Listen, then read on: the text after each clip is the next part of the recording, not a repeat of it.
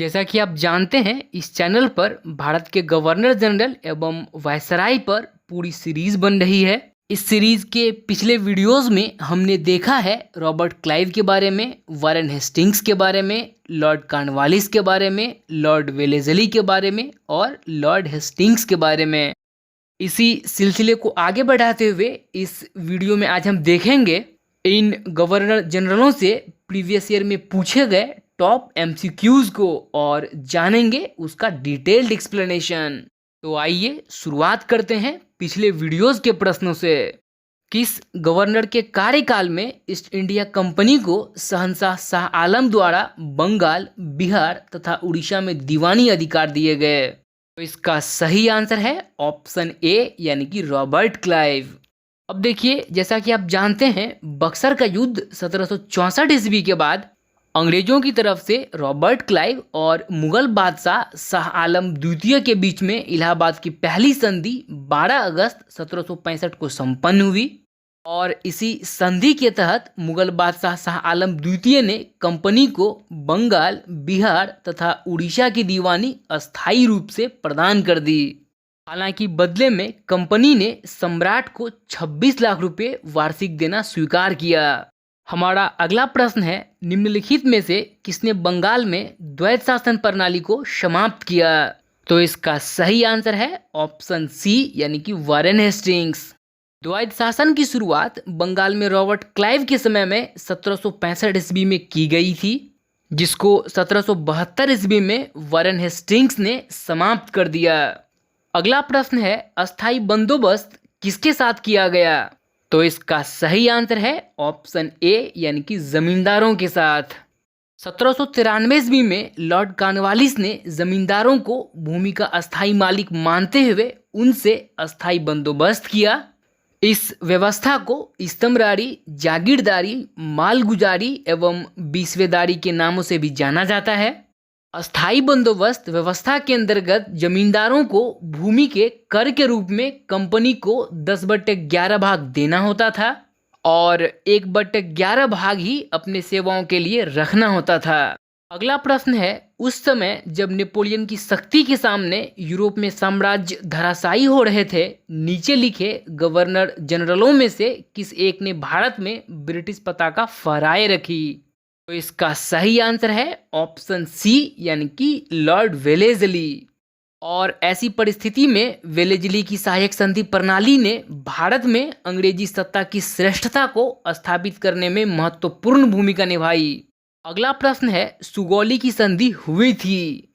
तो इसका सही आंसर है 1815 ईस्वी में।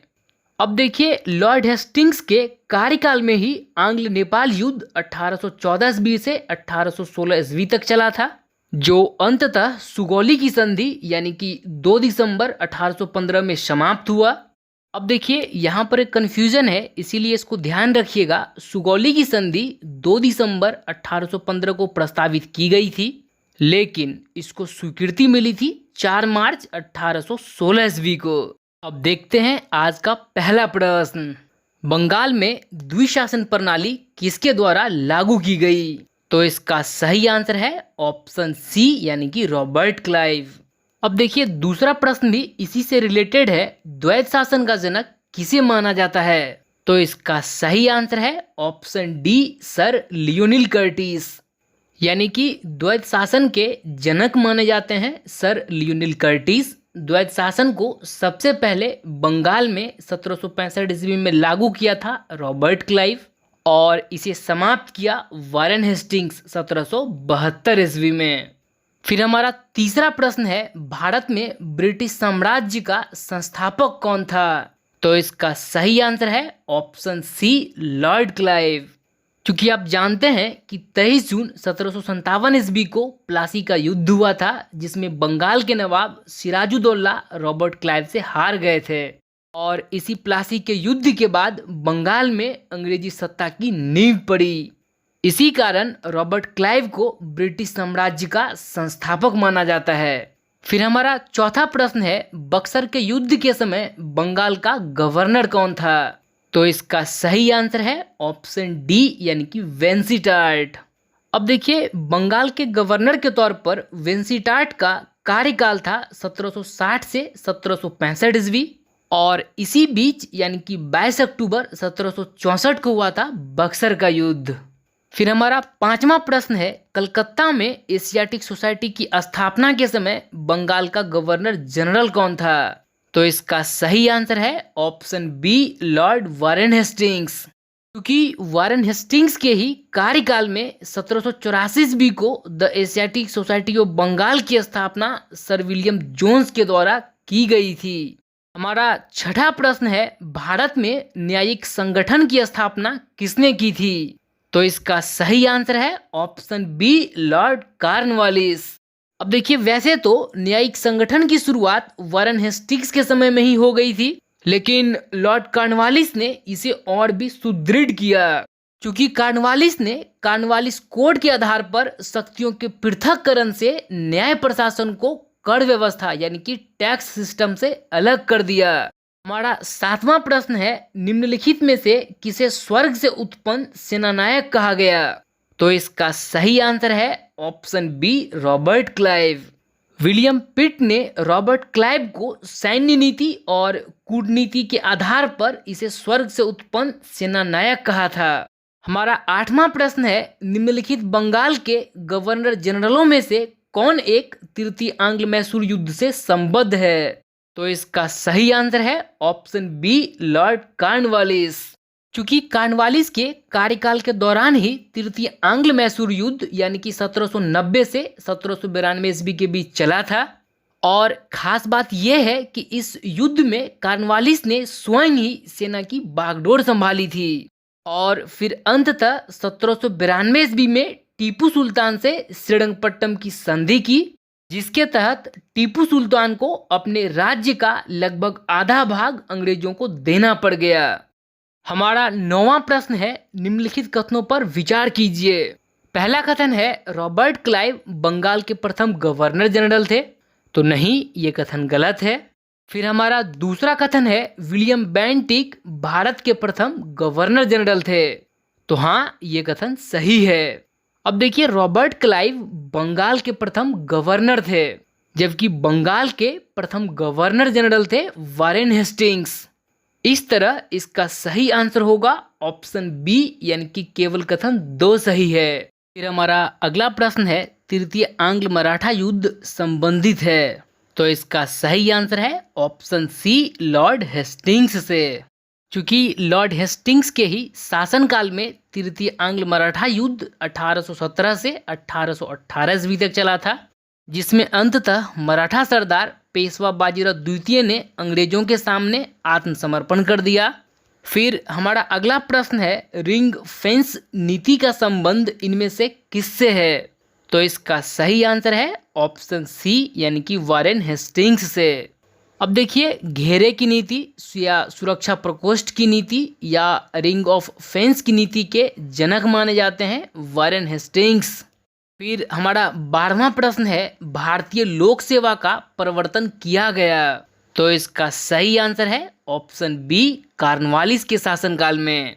और इसी वजह से लॉर्ड कॉर्नवालिस को भारत में सिविल सर्विस का जन्मदाता माना जाता है। आपको याद होगा, कॉर्नवालिस ने कॉर्नवालिस कोड के आधार पर दीवानी तथा न्यायिक क्षेत्रों में स्पष्ट विभाजन कर दिया, और फिर यही आगे चलकर भारतीय सिविल सेवा का रूप धारण किया। फिर हमारा 13वां प्रश्न है, आंग्ल नेपाल युद्ध जिसके शासनकाल में हुआ वह है। तो इसका सही आंसर है ऑप्शन बी, यानी कि लॉर्ड हेस्टिंग्स। फिर हमारा 14वां प्रश्न है, निम्नलिखित में से किस पर ब्रिटिश संसद में महाभियोग का मुकदमा चलाया गया था? तो इसका सही आंसर है वारेन हेस्टिंग्स। अब देखिए, वारेन हेस्टिंग्स का कार्यकाल 1772 ईस्वी से 1785 ईस्वी तक था। इसके अन्यायपूर्ण एवं निरंकुश कार्यों के लिए ही इस पर बर्ग के द्वारा महाभियोग का मुकदमा चलाया गया था। फिर हमारा 15वां प्रश्न है, लॉर्ड कॉर्नवालिस की कब्र कहाँ स्थित है? तो इसका सही आंसर है गाजीपुर। अब देखिए, लॉर्ड कॉर्नवालिस 2 बार भारत के गवर्नर जनरल बने।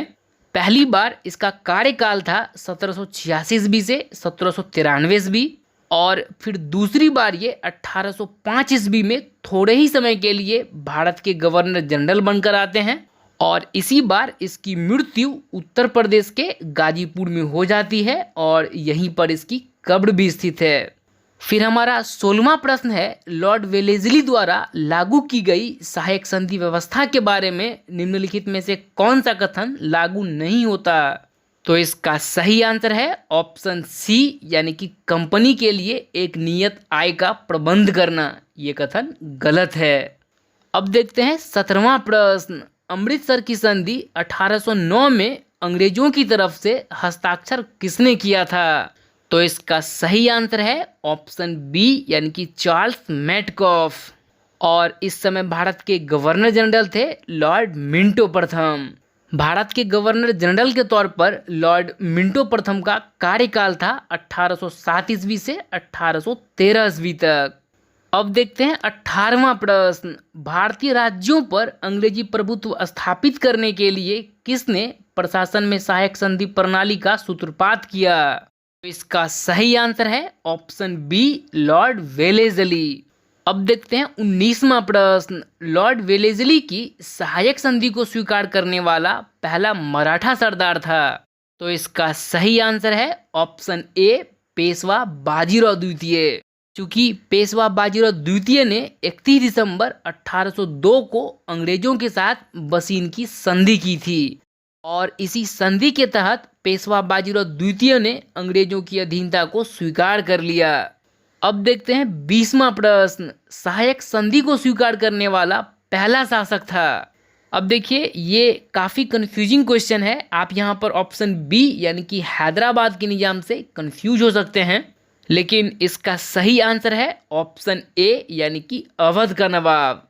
अब देखिए ये चीज़ सही है कि सहायक संधि प्रणाली का सर्वाधिक प्रयोग लॉर्ड वेलेस्ली ने ही किया था, लेकिन ऐसा नहीं है कि भारत में सहायक संधि प्रणाली का पहला प्रयोग वेलेस्ली ने ही किया था। 1765 ईस्वी में अंग्रेजों की तरफ से रॉबर्ट क्लाइव ने अवध के नवाब से सहायक संधि की थी। अब देखिए अगले प्रश्न से ये कंफ्यूजन और भी ज़्यादा क्लियर हो जाएगा। सहायक संधि व्यवस्था को स्वीकार करने वाले प्रथम भारतीय देशी शासक कौन थे?